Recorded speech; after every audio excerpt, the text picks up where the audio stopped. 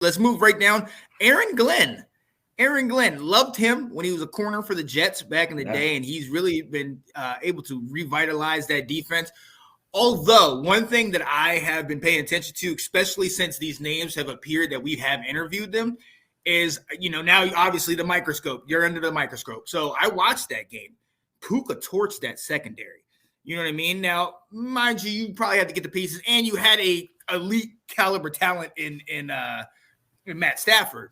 You know what I'm saying? So that definitely helps. But that was definitely something I was kind of paying attention to, because that defense has somewhat struggled as of late, but the whole body of work is great, and he's brought them back up.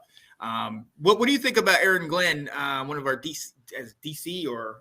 Yeah, he kind of surprised me. I was not expecting him to be a part of the interview list, but you said it right. He has improved Detroit's defense. They jumped about halfway from being the bottom of the defense last year to about mid-range this year, statistically. A couple things that I like about him is he has a standout pass rusher, and he knows how to use him.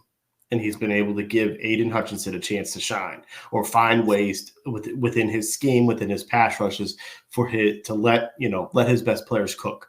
So I think about that, saying, okay, like when we used to have players that could make some plays, and our defense coordinator didn't seem to do that. So that was intriguing. Also, his ability to use a chess piece like a Brian Branch and move him around and really showcase that type of talent, and just kind of think about, okay, well, can he take some of who we have in the secondary who either has or has not and figure out where they could be a little bit better. You're looking at a Quan Martin. You're looking at, can he figure out a defense so that Emmanuel Forbes cannot be a train wreck like he was this past year. So there's some stuff that intrigues me about Aaron Glenn.